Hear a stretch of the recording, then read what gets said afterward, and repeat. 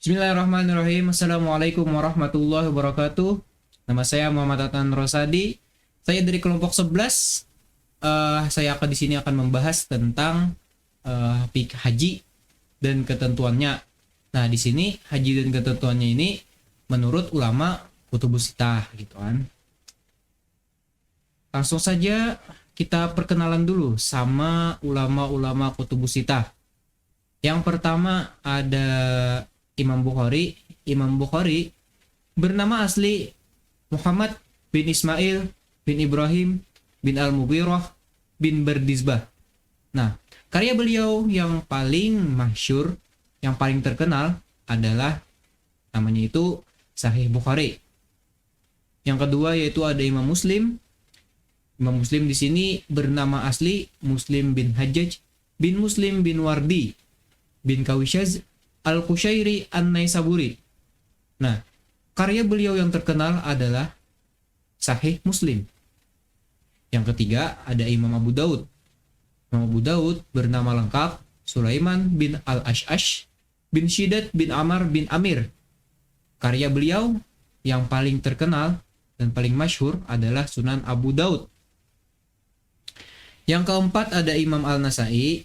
Imam Al-Nasai nama beliau Abu Abdurrahman Ahmad bin Usy'aib bin Ali bin Sinan bin Bahar Al-Khurasani An-Nasai. Nah, jadi nama beliau ini dinisbahkan kepada daerah tempat tinggal beliau. Karya beliau yang terkenal namanya adalah Sunan An-Nasai. Yang kelima ada Imam At-Tirmizi. Nama beliau adalah Muhammad bin Isa bin Saurah bin Musa bin Ad-Dahaq As-Sulami At-Tirmizi Al-Imam Al-Bari. Karya beliau yang paling terkenal adalah Sunan At-Tirmizi. Yang keenam yaitu imam terakhir dari imam kutubus sittah, yaitu Imam Ibnu Majah. Nama beliau Abu Abdullah Muhammad bin Yazid bin Abdullah bin Majah Al-Qazwini. Nama karya beliau yang paling terkenal adalah Sunan Ibnu Majah. Ya, ini nama saya sedikit tentang identitas saya ya. Lanjut, kita masuki pembahasan yang pertama, yaitu pengertian haji. Haji di sini menurut bahasa berasal dari kata qasdu, yang artinya maksud, niat, atau menyengaja. Ini secara bahasa ya. Bisa juga diambil dari kata hajja, yang berarti berziarah, bermaksud, atau menuju ke tempat yang diagungkan. Ke tempat yang diagungkan yang di mana? Di Makkah Al-Mukarramah, di Masjidil Haram.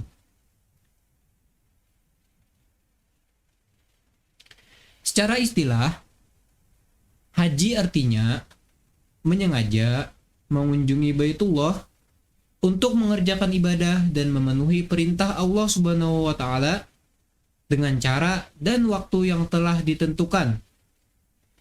Saya di sini mengambil dari pendapat para ahli fikih juga bahwa pengertian haji itu menurut istilah adalah niat untuk mengunjungi Baitullah dengan perilaku dan waktu tertentu. Nah, dari sini kita sudah mengetahui bahwasanya haji itu suatu kegiatan yang mana kita itu untuk mendekatkan diri kepada Allah ya. Karena haji ini juga merupakan salah satu rukun Islam, yaitu yang terakhir rukun Islam yang kelima. Tidak semua umat Islam bisa melaksanakan haji. Karena haji ini merupakan suatu ibadah yang istimewa lah. Maksudnya istimewa karena bisa saja haji ini menjadi ibadah impian bagi semua orang.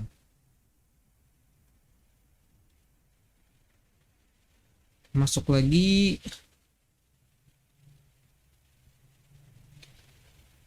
Haji ini juga kan terjadi pada musim haji kan. Ya, itu setahun sekali. Nah, kalau kita daftar haji kan mulai sekarang itu kita bisa mengantri sampai kalau nggak salah itu 17 tahun ya baru bisa. Jadi antriannya itu panjang untuk haji ini sendiri. khususnya di Indonesia ya. Untuk perintah haji sendiri, ini menurut mayoritas ulama, yaitu terdapat pada surah Al-Baqarah ayat 196. Ayat ini diturunkan kira-kira pada abad ke-6 Hijriah, yang artinya itu sempurnakanlah haji dan umrah karena Allah. Nah, jadi niat, benar-benar niat kita untuk mengerjakan haji. Oke, lanjut keutamaan ibadah haji. Sebagai ibadah yang sangat istimewa, pasti haji memiliki ciri khas tersendiri. Ibadah yang betul-betul diniatkan karena Allah, maka dengan seizin Allah, itu akan mendapatkan balasannya, yaitu surganya Allah. Syariat Islam telah memotivasi kita untuk melaksanakan ibadah haji, karena pasti di dalamnya mengandung banyak sekali manfaat dan keutamaan. Yang pertama adalah haji merupakan amal yang paling utama. Yang paling utama maksudnya di sini adalah haji mabrur. Haji mabrur yaitu haji yang tidak disertai dengan perbuatan dosa, atau hajinya seseorang setelah dia selesai melaksanakan ibadah haji, dia akan menjadi lebih zuhud, tidak tertarik dengan harta dunia, dan sering beribadah yang akan menjadi bekal di akhirat kelak. Nah, di masyarakat kita kan sering kita dengar istilah haji mabrur. Nah, haji mabrur di sini menurut mayoritas ulama adalah orangnya itu setelah melaksanakan ibadah haji, orangnya itu menjadi lebih baik, menjadi lebih alim, menjadi lebih dermawan. Pokoknya kalau sudah sampai ke halaman rumah, kalau sampai sudah ke kampung halaman, itu semua sifat-sifat buruknya itu sudah hilang, gitu kan? Yang kedua, haji termasuk jihad. Nah, di sini Rasulullah SAW pernah menjelaskan kepada para sahabat beliau bahwa terdapat jihad yang di dalamnya tidak dijumpai kekerasan dan perkelahian, dan jihad ini bernama haji. Selanjutnya Rasulullah juga menerangkan ibadah haji ini sebagai jihadnya wanita, orang tua, orang lemah, ataupun anak kecil pada masa itu. Nah, jadi kan pada saat kita berperang itu kayak orang lemah, kayak orang sakit, ataupun tua, wanita, anak-anak kan tidak diikutkan dalam perang kan. Perang untuk memerangi kaum-kaum yang ingkar kepada Islam gitu kan. Nah, jadi haji ini merupakan salah satu jihad pada Allah gitu kan. Pahalanya sama dengan orang yang berjihad di jalan Allah. Yang ketiga, balasan bagi orang yang haji adalah surga. Seperti kita ketahui bahwasanya ibadah yang kita lakukan niat tulus kepada Allah, insya Allah dengan mengharapkan surga kita akan diberikan sebuah balasan, yaitu surga, ya, impian bagi kita semua. Selanjutnya, haji adalah ibadah yang istimewa. Seperti yang saya bilang tadi ya, haji adalah ibadah yang dilakukan 1 tahun sekali, dan tidak semua orang muslim, tidak semua orang-orang Islam bisa melaksanakan ibadah haji seumur hidupnya. Yang terakhir, momen paling berharga seumur hidup. Nah, bagi sebagian orang, haji ini menjadi sebuah pengalaman yang pastinya tidak akan terlupakan seumur hidup, pasti akan diingat seumur hidup. Nah, pokoknya haji ini bagi sebagian orang itu, apalagi termasuk kita ya, Indonesia itu, apalagi orang-orang yang ekonominya menengah ke bawah gitu kan, untuk melaksanakan ibadah haji saja mengumpulkan uang gitu kan, sampai berapa tahun. Nah, ini menjadi salah satu momen yang paling berharga dalam hidup. Lanjut, syarat wajib haji di sini ada 5. Yang pertama, beragama Islam, baligh, berakal, merdeka, dan mampu. Beragama Islam di sini sudah kita ketahui bersama ya, bagi orang kafir berarti tidak wajib. berarti orang Islam wajib gitu kan. Di sini ada balik. Balik itu yaitu maksudnya tidak wajib haji bagi anak-anak. Tetapi jikalau anak-anak ikut haji dan dia belum balik, itu dia wajib untuk mengulang hajinya jika dia sudah nanti balik dan punya kemampuan gitu kan. Yang ketiga yaitu ada berakal. Tentu saja kita ketahui kan haji untuk orang yang berakal, dan tidak wajib haji untuk orang yang kehilangan akalnya ataupun bisa kita bilang orang gila ya. Yang keempat merdeka. Merdeka di sini tidak budak gitu tentunya kan.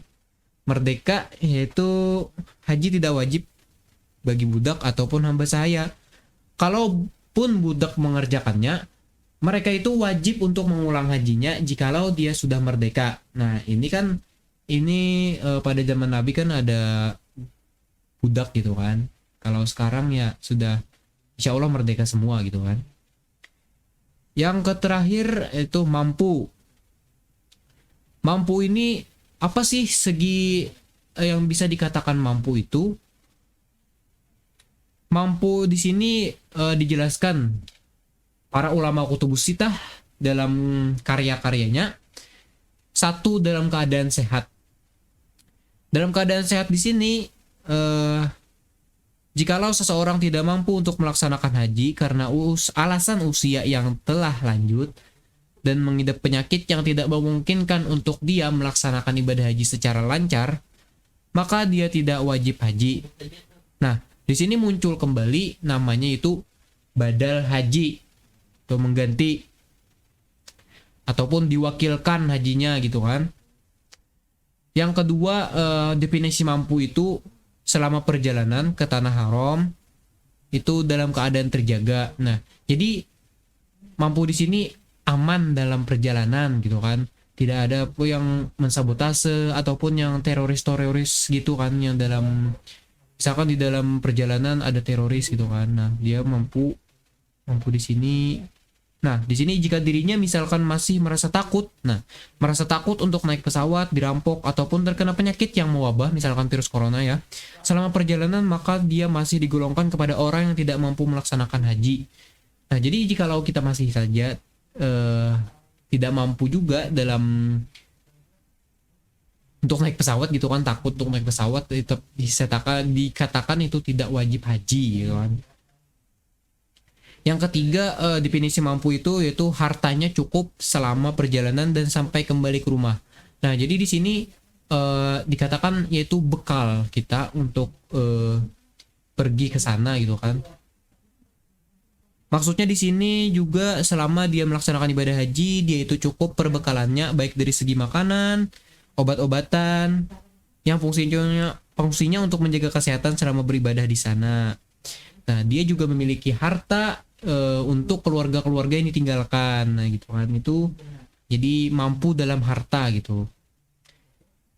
Yang keempat yaitu tidak ada penghalang bagi dirinya untuk melaksanakan ibadah haji, artinya itu bebas, tidak ada urusan dengan pemerintah kan. Maksudnya di sini dia itu bebas dalam segi hukum, dia itu tidak menjadi tawanan lah, tidak menjadi orang dalam pencarian para polisi gitu. Jadi dia itu ya buronan. Jadi orangnya itu bebas, tetap jadi warga negara Indonesia yang baik gitu kan. Oke, lanjut. Selanjutnya itu rukun haji ada 6 di sini ya. Yang pertama ada ihram, wukuf, tawaf, sa'i, tahallul dan tertib. Yang pertama yaitu ihram. Ihram adalah niat untuk memulai mengerjakan ibadah haji. Nah, niat adalah rukun haji berdasarkan pada firman Allah dalam surah Al-Bayyinah ayat 5. Ihram merupakan kegiatan pertama dalam ibadah haji sebagaimana halnya takbiratul ihram dalam sholat. Ihram sendiri dilakukan dimulai dari mikotnya, waktu dan tempat yang telah ditetapkan, baik itu mikat zamani maupun mikat makani. Jadi ihram di sini adalah rangkaian haji yang permulaan ataupun yang perdana kita lakukan, yaitu mengambil niat sesuai dengan sudah ada tempatnya gitu kan, dikatakan di sana sudah ada tempat-tempat untuk melakukan mikot untuk ihram gitu kan. Oke, lanjut. Yang kedua ada wukuf. Wukuf artinya berada dan hadir di daerah manapun di Arafah, mulai tergelincir matahari pada waktu zuhur tanggal 9 Zulhijjah sampai terbit fajar tanggal 10 Zulhijjah. Bagaimanapun keadaannya, baik ia sedang tertidur, di atas kendaraan, berjalan, duduk berbaring, ataupun dalam keadaan junub sekalipun, kalau dia sudah berada di Arafah pada waktu yang telah ditentukan, berarti dia sudah berproses untuk melaksanakan wukuf dan siap akan memulai wukufnya. Wukuf merupakan satu-satunya rukun haji yang berbeda dengan umroh, karena di umroh tidak ada wukuf. Jika wukuf tidak dilakukan dengan alasan apapun, maka mau tidak mau dia harus mengulang lagi di kesempatan berikutnya, karena rukun kalau sudah tidak terpenuhi, maka hajinya itu tidak sah dan wajib mengulangnya kembali. Pada saat wukuf ini juga kita disuruh untuk memperbanyak istighfar, zikir-zikir, mendoakan para keluarga kita, tetangga, karib kerabat, dan dianjurkan tangan kita itu untuk menengadah ke atas dengan hati yang benar-benar ikhlas, tulus, tanpa beban, khusyuk dalam beribadah kepada Allah Subhanahu wa taala, serta sambil ibadah lainnya yang sekiranya membuat kita, keluarga kita, dan masyarakat selalu dalam lindungan Allah, dan kita semuanya dapat diselamatkan di dunia dan di akhirat kelak. Amin. Yang ketiga yaitu tawaf. Apa yang dimaksud dengan tawaf? Tawaf artinya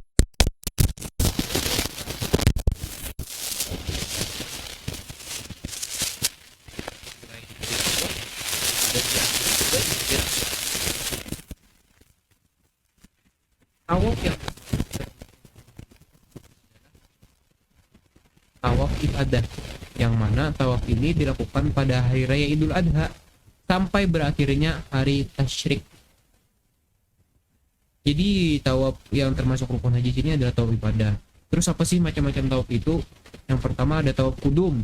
Tawaf kudum artinya tawaf pembuka ataupun tawaf yang pertama kali kita lakukan saat berada di kota Mekah. Ini juga sebagai pertanda kita bersyukur kepada Allah telah sampai di kota Mekah dengan selamat.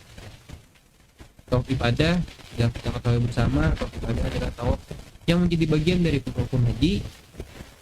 Selanjutnya ada tawaf wada, yaitu tawaf yang dilakukan ketika sudah ingin meninggalkan tanah haram. Dengan kata lain, tawaf ini sebagai tawaf kita sebelum kita tawaf wada ini juga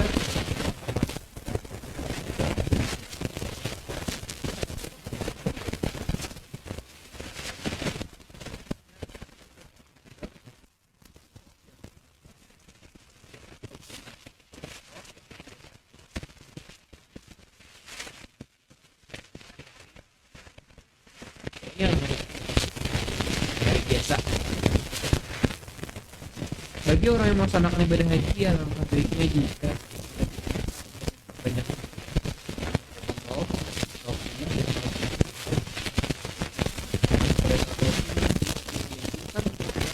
berhari-hari. Karena ketika memasuki ke dalam masjid haram, kita dianjurkan tawaf. Yang mana kita melakukan sholat di inilah namanya di haram. Bacaan tawaf menurut para ulama ini pada setiap awal putaran pertama sampai ke-7 berdiri menghadap Hajar Aswad dengan seluruh badan sambil mengangkat tangan dan membaca Bismillahi Allahu Akbar, serta mengecup tangan kanan lalu mulailah bergerak dengan posisi Ka'bah di sebelah kiri. Bacaan tawaf ini juga menurut para ulama sudah digambarkan di hadis di kita ini dari putaran 1 sampai ke putaran 7 itu ada bacaan. Lanjut kita ke sa'i.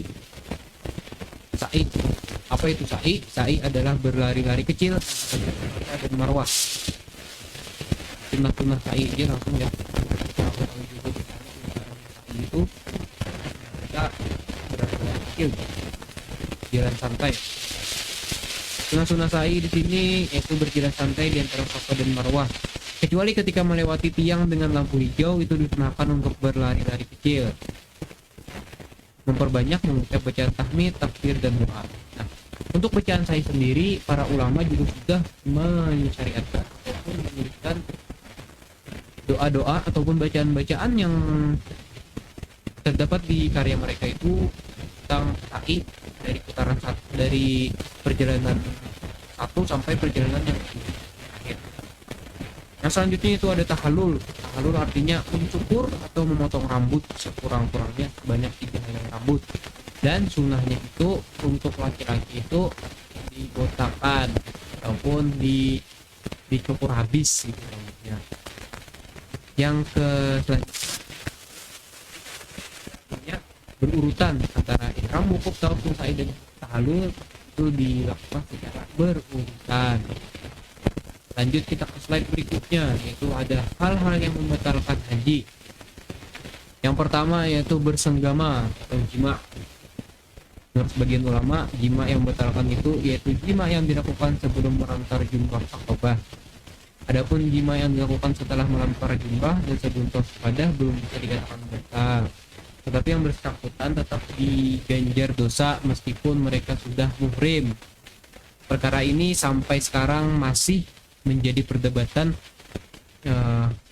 apakah jima bisa membatalkan haji, karena bahwasanya tidak ada dalil yang jelas untuk menerangkannya bahwa apabila kita melakukan jima gitu kan haji kita batal, itu tidak ada belum dalilnya. Ini ijtihad para ulama juga. Tapi yang pasti kalau kita sudah berada di tanah haram, alangkah baiknya kita menghindari sifat-sifat buruk ataupun bermaksiat karena tujuan ibadah kita murni hanya kepada Allah. Buat apa gitu kan kita ke Mekah haji terus melakukan jima gitu kan jima bisa dilakukan di mana saja, di rumah gitu kan, di kampung halaman gitu kan, tidak di Masjidil Haram. Kita niat betul-betul karena Allah untuk haji, kecuali kalian nanti mungkin mau bulan madu gitu kan, niatnya bulan madu, nah itu boleh. Yang kedua yaitu meninggalkan salah satu dari rukun haji.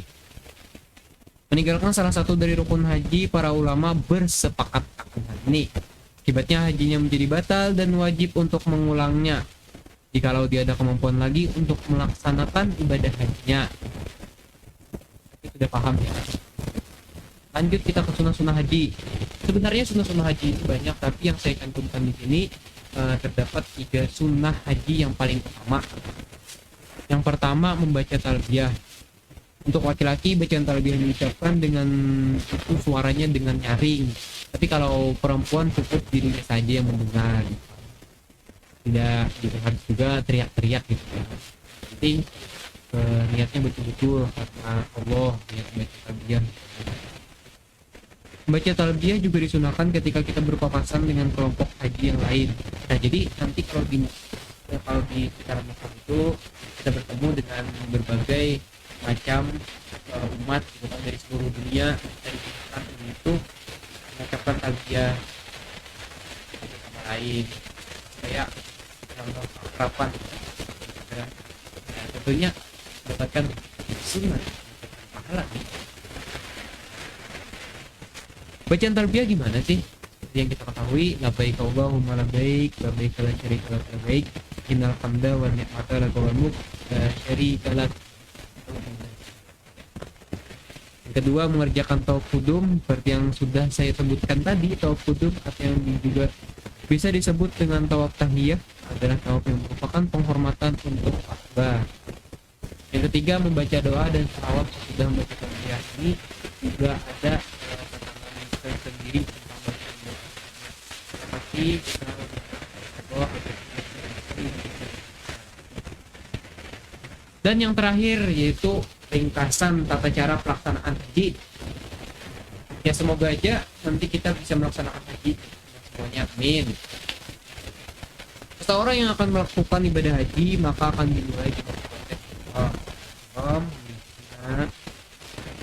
proses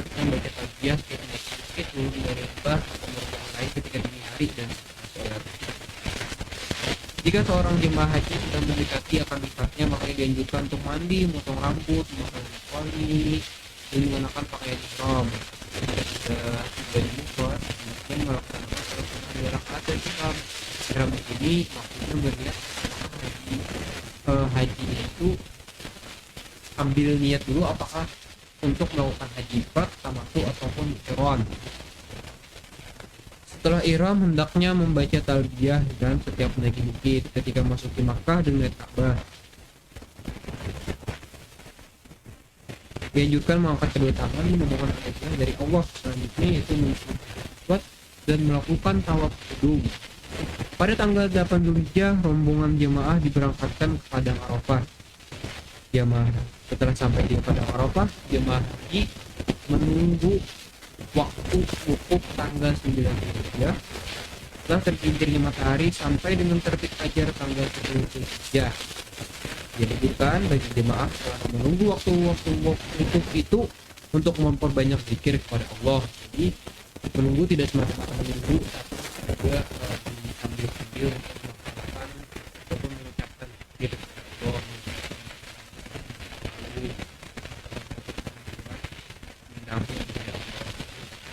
Setelah melakukan wukuf, jemaah haji segera berangkat menuju Musdalifah untuk bermalam, atau dalam bahasa Arabnya itu mabit. Pada waktu di Musdalifah, jemaah haji mencari dan mengumpulkan kerikil minimal 7 butir untuk melempar jumrah pada tanggal 10 Dzulhijjah. Untuk melempar jumrah pada hari tasyrik, batunya dapat dikumpulkan di Mina. Pada tanggal 10 Dzulhijjah di Mina setelah terbit matahari, jemaah haji segera melempar jumrah Aqabah sebanyak 7 kali lemparan. Pada tanggal 12 Dzulhijjah, jemaah haji juga melakukan hal yang sama dengan hari sebelumnya.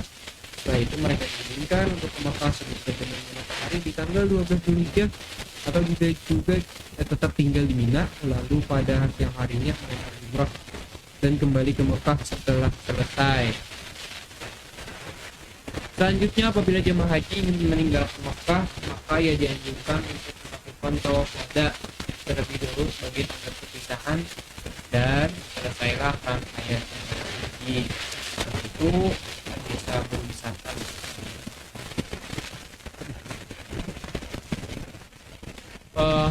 Dari yang penjelasan saya ini, saya murni mengambil dari penjelasan hadis-hadis dari ulama-ulama kita. Jadi dari hadis-hadisnya itu saya simpulkan dan inilah hasilnya. Oke, mungkin itu saja yang dapat saya sampaikan. Selebihnya mohon maaf. Mungkin kalau ada pertanyaan ataupun sanggahan tentang yang saya sampaikan tadi, mohon ditulis di kolom komentar di bawah ini. Semoga apa yang saya sampaikan tetap bermanfaat. Wassalamualaikum warahmatullahi wabarakatuh. See you later.